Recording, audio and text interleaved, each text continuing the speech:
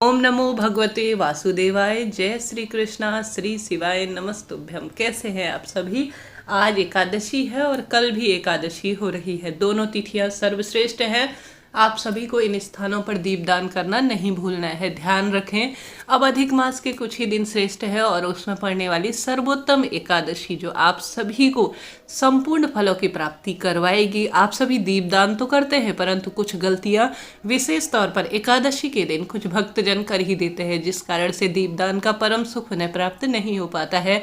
ऐसी स्थिति में आप सभी को शाम के समय जरूर से दीपदान करना है। सबसे पहले अपने 5 अंग, दोनों हाथ, दोनों पैर और कुल्ला कर लीजिए। कहा जाता है किसी भी शुभ काम को करने के लिए, प्रभु स्मरण को करने के लिए शुद्धता आवश्यक है। तो शाम के समय पूर्ण रूप से आप सभी को जो है हाथ पैर धो लेने चाहिए। जैसा मैंने बताया, आज शाम को भी कर सके तो अति उत्तम है। दोनों दिन दीपदान करें, अति श्रेष्ठ नहीं रहेगा।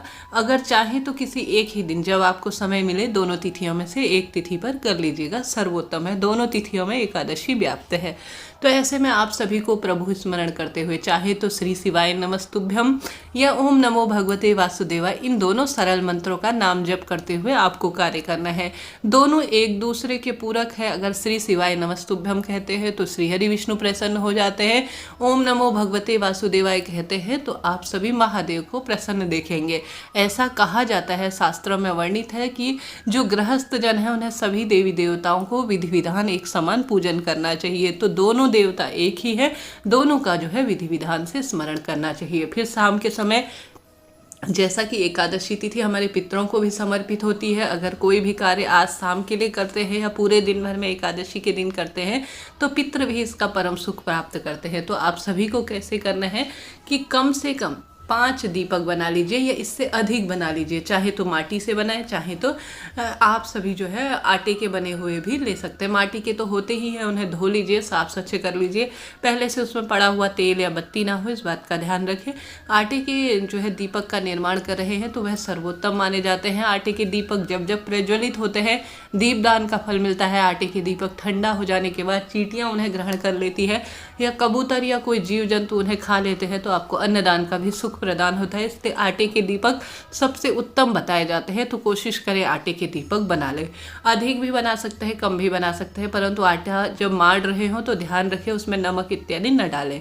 तो आप सभी ने बना लिए दीपक। उसके बाद उनमें आप सभी सबसे पहले माता तुलसी के नाम का दीपक लगाएंगे। घर पर ही माँ तुलसी विराजमान है तो सबसे पहले एकादशी के दिन वही सबसे अधिक पूजित मानी जाती हैं। तो उसमें घी भरकर आप सभी सबसे पहले देवी देवताओं में सबसे पहले स्मरण करते हुए अपने घर पर ही माँ तुलसी के नाम का दीपक लगाए। एकादशी के दिन दक्षिण दिशा की ओर अपने पितरों के नाम का भी घर के मटके के पास या जो भी अपने पितरों का स्थान निर्धारित कर रखा है वहाँ पर आप सभी दीपक लगा दीजिए। 2 दीपक हो गए। बात आती है, अगर आप घर के बाहर स्थान पर जा सके तो आप घर के बाहर इन स्थानों पर दीपक लगा दीजिए, नहीं तो घर पर भी लगा सकते हैं। सबसे पहले बारी आती है, हमेशा जब भी दीपक लगाए आपका दाहिना हाथ होना चाहिए। इस बारे में भी सवाल आते हैं। आपका दाहिना हाथ हो, दाहिने हाथ से ही कोई शुभ कार्य करना चाहिए। और साथ ही इस बात का भी ध्यान रखें कि हमेशा दीपक का मुख पूर्व या उत्तर दिशा की ओर होना चाहिए। साफ स्वच्छता, जैसे कि आजकल मिलावट के दौर में बहुत अधिक कहीं ना कहीं आप सभी जो भी तेल चुन रहे हो, जैसे तिल्ली का तेल या घी का दीपक ही पूजा में सर्वोत्तम माना जाता है, तो शुद्धता का ध्यान रखें। दीपक से दीपक प्रज्वलित ना हो और घी और तेल कभी भी एक दीपक में न मिलाएं। हाँ, कोई उपाय कर रहे हैं तो अलग बात है।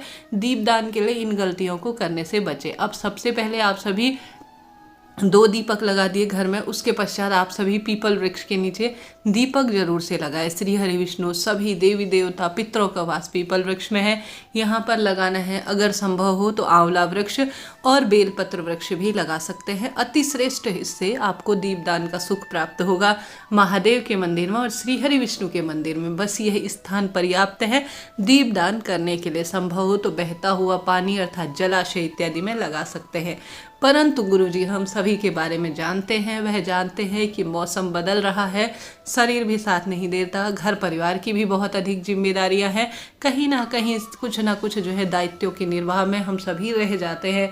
तो ऐसे में आप सभी को इन स्थानों का ध्यान करते हुए कि प्रभु अधिक मास के जो है सर्वोत्तम दीपदान का फल आप मुझे प्रदान करें, मैं आपके नाम का इन स्थानों पर दीपक लगा रही हूँ, ऐसा भाव करते हुए सबसे पहले मन में स्मरण करें। सबसे पहला दीपक महादेव के मंदिर का दीपक मैं घर पर प्रज्वलित कर रही हूँ। फिर श्रीहरि विष्णु के जो मंदिर का दीपक मैं घर पर प्रज्वलित कर रही हूँ। बेलपत्र, आंवला और सभी जगहों का, जलाशय का दीपक, इन स्थानों का ध्यान करते हुए आप सभी को अपने घर के मुख्य द्वार पर दीपक लगा देना होगा। बात वही लागू होती है, दाहिना ओर आपका हाथ हो और हमेशा दीपक जो है अंदर की तरफ मुख रहे तो अति श्रेष्ठ रहेगा, क्योंकि जो है अंदर की तरफ हमारे देवी देवता आएंगे। इस भावना के साथ आप सभी शाम के समय घर पर इन स्थानों पर, घर के मुख्य द्वार पर दीपक लगा दीजिए। निश्चित ही यकीन मानिए तुरंत आप अधिक मास के संपूर्ण फल के हकदार रहेंगे। एकादशी का पूर्ण फल आपको प्राप्त होगा, रोग दोष कष्ट तुरंत मिट जाएंगे। तो इस तरह से यह जानकारी थी, वीडियो उचित रही हो, उपयोगी रही हो,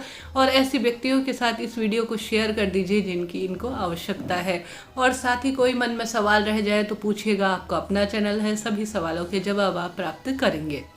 शाम के समय आप सभी को इससे पहले भी चैनल पर, दोनों चैनलों पर 365 बत्ती का दीपक जो कि संपूर्ण पूरे साल भर का सुख आपको प्राप्त करवाएंगे।